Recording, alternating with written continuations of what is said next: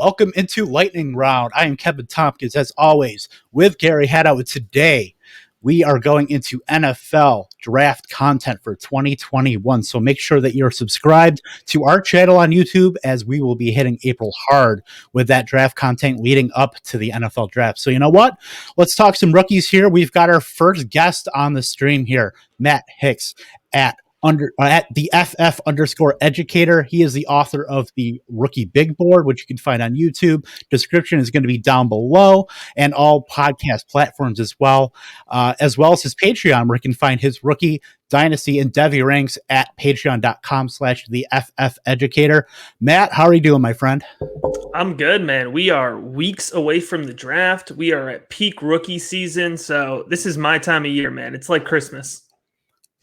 It's absolutely exciting. I can't wait either to really dive into these rookies. Gary, my friend, how are you?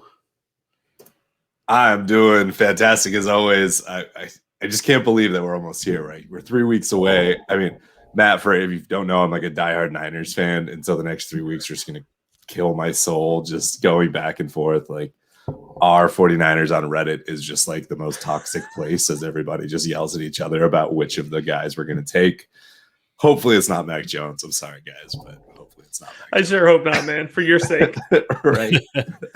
Yeah, let's get right into the quarterbacks here. So, Matt, I'll just fire off first question here. You know, outside of those top quarterbacks, and I'll just say for the purposes of this question, we'll just kind of eliminate Lawrence and Fields out of here. What quarterback, should we really be paying attention to in fantasy? This might kind of narrow this down to Zach Wilson, Trey Lance, and Mac Jones, but out of those guys, or maybe the guys down below, like, who are you really zeroing in on as a target outside of those top two guys? Yeah, so outside of Fields and Lawrence, for me, Trey Lance is my clear quarterback 3, and then I have Zach Wilson quarterback 4, Mac Jones quarterback 5. I think, in terms of my rookie big board rating, in terms of the way these guys grade out on film, Lance and Wilson actually have very similar final numbers when it comes to their evaluation. They both definitely have the potential to be successful in the NFL. However, one of the things that I specifically try to look at is the fantasy football value of rookies, not just, from an NFL draft perspective. And when I'm playing fantasy football, and when I've been trying to kind of advocate across the board, when it comes to the quarterback position, hopefully you're playing in Superflex leagues and it's a valuable position, but you want guys with the rushing upside. And that's really what Trey Lance brings to the table. You're going to see, on Zach Wilson film, he moves around the field, but I've been trying to compare his mobility to Baker Mayfield. Like, he can scramble if he needs to, and he can get you 10 yards, but you're not running design runs with Zach Wilson. He's not very effective at that. And he's not going to be a guy who's going to take goal line red zone carries and score touchdowns for you in the way that Trey Lance can. So when I play fantasy football, I swing for the fences, right? You play big or don't play fantasy football. And for me, you're going with Trey Lance, the upside candidate.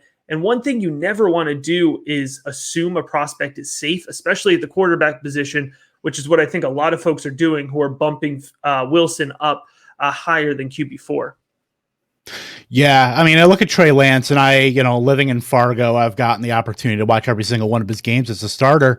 The best comp that I had for him is a guy like a Steve McNair, who did also played at a small school, Alcorn State, had the similar size, was able to be a competent rusher, which we know Trey Lance has that ability of being that especially ahead of the line of scrimmage, he can take the edge around, box safeties and guys like that. And then he can also go toe to toe with linebackers and put a shoulder into them and not give up ground. And then, as he's dropping back, I mean, his play action ability is fantastic. He's got a great internal clock. He's very poised. I just love Trey Lance from an overall perspective, and he is my quarterback too in this class. Biases aside, I just really love what Lance can do, and I think that he can translate the gifts that he has to an NFL team. Now, the one knock on him, yes, that's going to be his experience, against more talented players. I mean, FCS versus FBS and into the NFL level. But, what he has. If he doesn't have to play right away. He can be a guy that can sit for a year and a half, learn behind an established quarterback, learn with coaches, do that work on his own. But I think that Trey Lance can be as high of an upside as any quarterback in this class, and that's including Trevor Lawrence. Yeah, I mean, you got a huge arm there with Trey Lance. That jumps out the table right away. The accuracy, it's not consistent, but at times he threads the needle very well, especially throwing the ball along the boundary. We got to hone in the mechanics, but like you said, I believe it's 17 career starts at the college level. And what he's shown in those 17 starts is really impressive. Some folks might get nervous when you say 17 starts. By the way, that's the same number of collegiate starts as Mac Jones has. Actually, those aren't all starts. That's just games where he has significant playing time. So, and you could compare Alabama to North Dakota for sure. But one thing that I've been trying to point out with Trey Lance, and that I think it's a really underrated thing to push him up the board, his mental preparation from the NFL side of things, from what I'm hearing from the scouting side of things, his mental preparation is at an equal or higher level than any other quarterback prospect in this class. So you could look at experience, but the way that North Dakota State forces their quarterbacks to prep for games throughout the week, but even during the game, they're not calling plays from the sidelines. Like at FCS, man, they're not holding up the big cards with the 4 symbols and calling in the plays. Trey Lance has full command over that offense. So you have a guy who's coming in as a true freshman, our redshirt freshman, and taking command of this offense and really kind of moving these guys around the field, doing it well and dominating. He's never lost a college game. He won the national championship as a redshirt freshman. Undefeated season for North Dakota. So if you look at his mental preparation, man, it's off the charts. So, you can't ignore 17 games, but that's just about as good in 17 games as you can do. I do like Trey Lance, and I'm really curious. We talked about the Niners, like what they're going to do at 3. So I just have to ask, do you have Fields above Lance? Kevin said he has Lance above Fields. Yeah, I have Fields above Lance, and it's not a knock on Lance. It's really Justin Fields is a really, really good quarterback prospect, and I feel like he's just getting lost amongst the Trevor Lawrence hype. It's actually interesting. Justin Fields, Trevor Lawrence, 1-2, that goes all the way back to high school. They're both prospects out of the state of Georgia, both 5-star guys, number 1, number 2 quarterbacks overall in the national class that year. But for Justin Fields, man, the big thing with Justin Fields, one, he has great arm strength as well. He has really good mobility. It's underrated. He knows how to execute designed runs. So he's a good scrambler, but he knows how to execute designed runs, and he does it really well. He's got great mental processing when reading those read options. But what I really love, and I mentioned, I referenced it earlier, there's no such thing as a safe quarterback prospect. Yeah. However, one of the best things that I want in my quarterback prospect is a solid mechanical foundation. That's the easiest thing to work off of. That's the thing you do not want to have to develop at the next level. And Justin Fields, my goodness, dude, those mechanics are sharp, right? Yeah. We can learn the mental side of the game. We have time to do that. We don't have time to fix mechanics at the next level. It sounds counterintuitive, but they don't have that much practice time, and the NFL has been lessening it over the last couple of years. So you want a guy coming in with great mechanical foundations, and nobody has quicker feet than Fields. Nobody has a smoother release than Fields. I like Fields' release better than Trevor Lawrence's release. In that throwing motion, it's crisp, it's quick. So yeah, Fields says things he needs to work on the mental processing side of the game. Spoiler alert, so does Trevor Lawrence, right? So does Mac Jones and Zach Wilson. That's college quarterbacks, right? Yeah. That's just part of the challenge. So I really love Justin Fields, and that's not to knock Trey Lance. We have a real good quarterback class this year.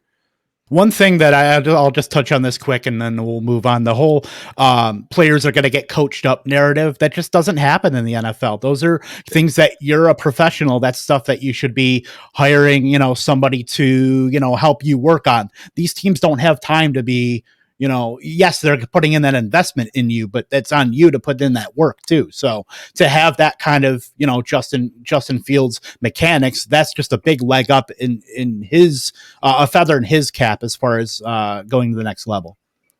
So outside of these 5, if there's one quarterback that particularly interests you, what do you say from a dynasty perspective that you're going to be taking, in round 3, round 4, wherever it may be? Yeah, there's a lot of options. A lot of folks are keen on Kellen Mond. I'm not a fan of Kyle Trask at all, but that's a guy who keeps coming out. Here's my guy in you're rolling the dice, right? Give me Jamie Newman, all right, at a Wake Forest / Georgia, whatever you want to say. I like Jamie Newman a ton. I understand those. I just mentioned how much I love good mechanics. Jamie Newman, those are inconsistent mechanics, but we're talking about another guy with a big arm and another guy that can run the ball. And I think he's really underrated because he didn't play this past season. I thought if he had gone to Georgia, had a good season, he would have had a shot at being a first-round prospect. I really do. Decides to opt out for COVID, which I don't judge anybody for, but it doesn't look like it's turning out to be a good business decision. He'll still probably go day 2 as a developmental quarterback. So I really like the upside that he brings to the game. That's the guy I'm taking my shot on. He got a good film evaluation from me after his final season at Wake Forest. So certainly a dart throw, but that's the one I'm willing to take. Yeah, I do like him. And I'll throw another guy out there, Stanford's Davis Mills, too.